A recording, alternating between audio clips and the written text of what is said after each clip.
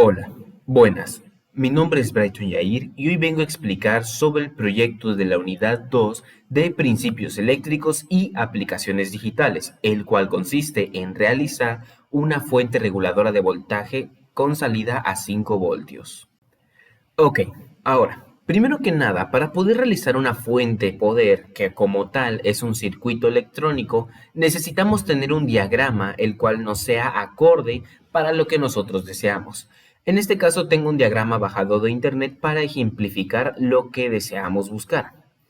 Primero que nada, el inicio de todo en el desarrollo de un circuito electrónico son los diagramas. Entendiendo los diagramas y entendiendo cómo va a funcionar esto, podemos realizarlo de una manera física con total facilidad. Ok, ahora, a continuación, con este ejemplo explicaré las partes que contiene una fuente poder. En este caso, la mayoría de fuentes poder comparten, pues, diagrama de una manera muy similar. Si acaso se cambian uno que otro componente o se extiende un poco más el diagrama en base a la función que se desee realizar por parte de quien la va a construir para el usuario y la solicitud que haga el usuario, claro está. En este caso podemos observar que tenemos un transformador, que es un dispositivo el cual transforma la corriente alterna en corriente directa y tiene distintos, pues, niveles de capacidad de voltaje. Luego de esto vemos un rombo en el centro del diagrama, el cual significa que es un puente rectificador o como tal varios diodos rectificadores conectados de manera en la cual la corriente al pasar por estos ahora adquiere una polaridad. Ok, seguido de esto tenemos el capacitor, el cual arriba a la derecha tiene 2200 de medida en este ejemplo. Pero ¿qué significa esto? El capacitor es una pieza importante en las fuentes de voltaje porque este nos ayuda a mantener una caída de voltaje hasta donde nosotros deseemos. Entonces, aquí podemos ver que después de pasar por el puente de diodos, la salida es de 24 voltios directas a un capacitor. Y luego, con la pieza que está numerada como 7809, pasa directamente a que con ayuda del capacitor esta caída se mantenga y el regulador, que es el 7809, logre pasar los 9 voltios como tal. ¿Qué quiere decir esto? En sí, el capacitor lo que hace es mantener una caída para que sea más constante la carga que sale. En vez de, por ejemplo, salir 24 voltios, luego baja a 12, luego sube a 15, luego otra vez a 24, intenta mantener con ayuda del capacitor la continuidad de la corriente a un nivel al que nosotros deseemos y hayamos calculado. Pero, ¿cómo calculamos esto? Bueno, a continuación lo explicaré. Ok, primero que nada tenemos que entender que es un cálculo bastante sencillo el que tenemos que realizar para poder sacar el valor conocido como capacitancia, que indicará el valor que tiene nuestro componente del capacitor dentro de la fuente de voltaje. Entonces, ¿qué pasa aquí? Ok, primero que nada tenemos que sacar los valores que vamos a utilizar. En este caso, la frecuencia de la corriente con la que vamos a trabajar es de 120 hercios. ¿Por qué? Porque cuando la corriente alterna pasa directamente por el transformador, esta es de media onda, o sea, hace 60 hercios. Cuando pasa por el diodo rectificador, por el puente de diodo o varios diodos conectados, esto ya pasa a ser de onda completa. Entonces, es un valor a tomar en cuenta para nuestra ecuación. Por lo tanto, trabajaremos con 120 hercios. Ahora bien, el voltaje con el que trabajaremos, en este caso el transformador que utilizamos, nos da una salida de 12 voltios o de 6 voltios, dependiendo de cómo lo conectemos. Y ahí mismo en los datos del transformador nos indicaba que tenía una corriente de 1.2 amperios. Ahora, ¿qué es lo que sigue como tal? Tenemos que calcular el voltaje pico. ¿Qué quiere decir esto? En las ondas de nuestra corriente tenemos un valor que es una constante continua que siempre va a existir. En este caso podemos suponer que son 6 voltios con lo que nosotros trabajamos. Es una salida bastante constante, pero tenemos que tomar un valor en consideración porque esta constante puede subir momentáneamente. Entonces, ¿hasta dónde puede subir momentáneamente? A eso es como se le conoce al valor pico. En este caso, como estamos trabajando con 6 voltios en nuestro transformador, el voltaje pico, después de darnos, pues, de realizar la fórmula, nos dio 8.4865. Hasta ahorita nos indica que el voltaje máximo que puede alcanzar en el circuito es de 8.4 voltios. Todo perfecto. Nosotros necesitamos sacar el voltaje rizo. que como tal se traduce en el voltaje pico menos pues la caída que nosotros deseamos que baje. Dicho de otra manera, tenemos el valor máximo que podemos alcanzar y hasta dónde lo queríamos poner.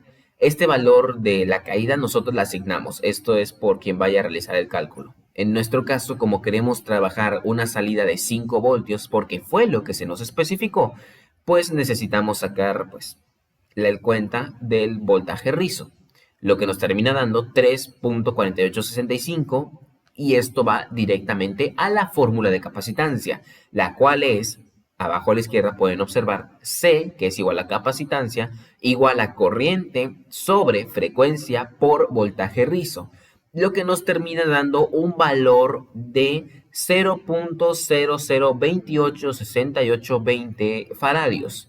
Y tenemos que pasarlo a microfaradios porque es con la medida en la que se trabajan los capacitores electrolíticos, que en este caso fueron los que utilizamos, lo que nos termina dando un total de 2.868 microfaradios. Y como no hay un capacitor específico para esa medida, pues decidimos usar uno de 2.200 y otro capacitor de 1.000 y pues es más que suficiente en base a nuestro cálculo realizado. No afecta en nada que se pase por unos microfaradios los componentes que utilizamos. Entonces, una vez considerado específicamente qué tipo de componente requerimos, eh, cómo va a funcionar dentro del circuito, procedemos a realizar nuestro diagrama en pistas para nuestra placa y así poder armar nuestro circuito. Ok, ahora una de las partes más sencillas, después de especificar el porqué de la fuente poder, cómo funciona, los cálculos requeridos, en este caso como teníamos los componentes en su mayoría, pues solo se requirió el cálculo de la capacitancia para tener un valor exacto. Entonces, pasando directamente con las pistas, nosotros transformamos el diagrama que se nos entregó por el docente en unas pistas para realizarlas en una placa de 4 centímetros por 4 centímetros. La parte más sencilla de la creación de la fuente poder como tal es la implementación, llevarlo a cabo. Ahora, como podemos ver en la siguiente imagen, las pistas fueron hechas sobre una placa de baquelita, o en este caso es una placa de PVC con cobre de un lado, y después de dibujar las pistas, realizar los agujeros correspondientes en donde irá cada componente, decidimos hacer el barrido de la baquelita con un poco de cloruro férrico, el cual pues remueve todo lo que no esté marcado y así podremos revelar las pistas para nuestro proyecto.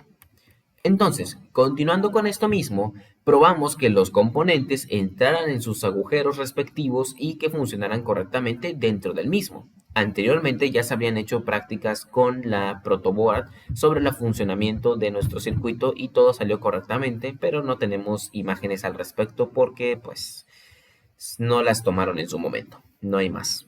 Ahora, pasando directamente, podemos ver una imagen en la cual cómo quedó en la parte de abajo. No se terminó por tiempo de barrer completamente las pistas, pero corríamos el riesgo de que lo que estaba cubierto por el plumón permanente, que pues por pura reacción química con el cloruro férrico no corroe del todo donde está marcado con plumón. De esta manera podemos revelar pues de una manera muy sencilla, muy a la antigua como dirían, pues las pistas de nuestra placa base. En este caso, los pedazos de cobre que quedaron no afectaban directamente sobre las pistas de nuestro componente, de nuestro equipo, así que pues nos pudimos dar el lujo de dejarlas por ahí, pero no es lo más recomendable.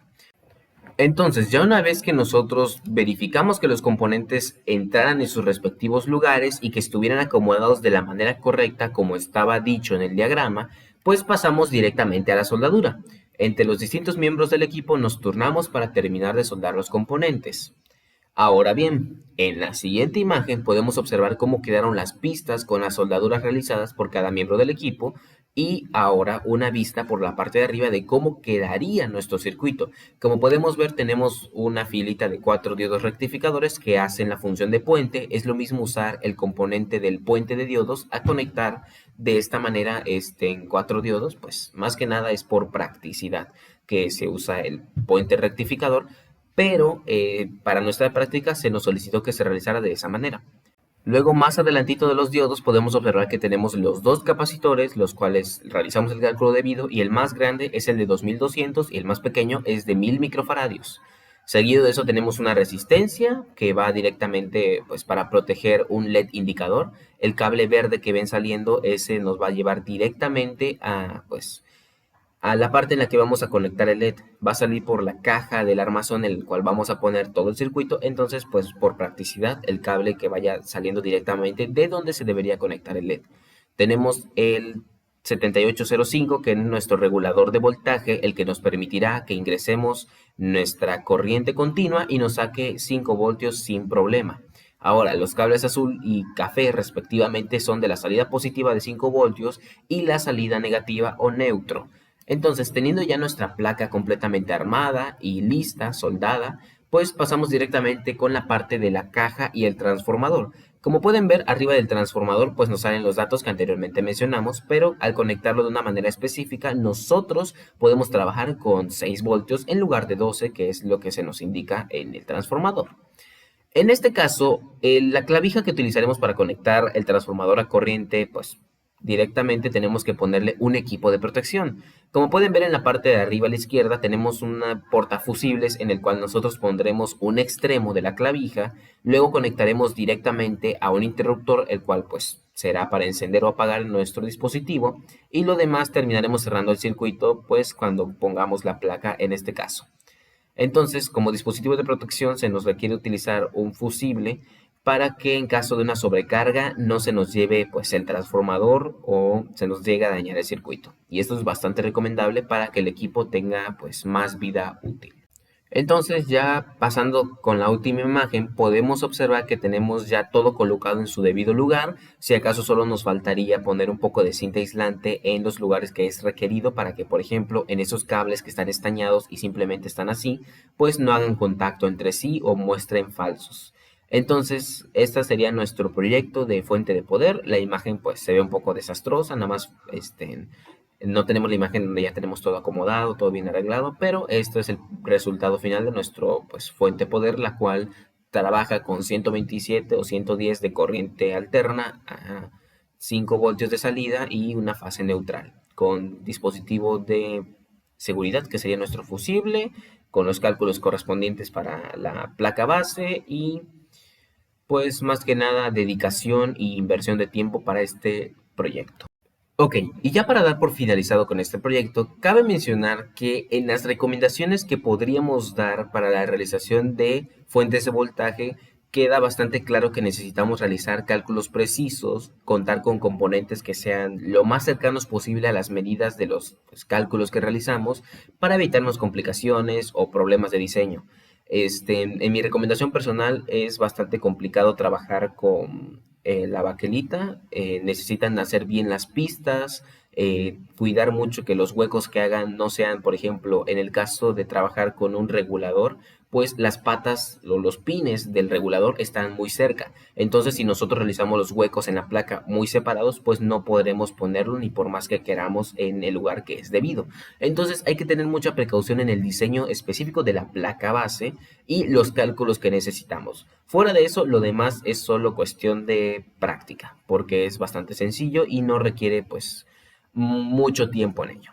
Entonces, algunos de los beneficios que nosotros consideramos para poder realizar una fuente de regulación o una fuente de voltaje es que adquirimos experiencia trabajando con circuitos electrónicos, con la teoría de los principios eléctricos y más que nada es algo que nos puede servir para la comprobación, para las pruebas de futuros circuitos sobre proyectos futuros que realicemos. En este caso es muy común que en las prácticas en las cuales vayamos a realizar circuitos electrónicos en una protoboard, pues directamente usemos baterías de 3 voltios o de 9 voltios para dar alimentación a estos circuitos. Entonces es bastante recomendable tener una fuente de regulación la cual simplemente conectemos a la corriente alterna y nos dé los valores que necesitamos. Hay distintos tipos de fuentes de regulación, desde que sacan pues salidas específicas de 5, 9, 12, 3.5 voltios, etcétera, hasta algunas que tienen pues ya una manera común de pues regularse, de bajar o variar la intensidad de la corriente. Por mi parte, eso sería todo. Nos vemos en un siguiente video.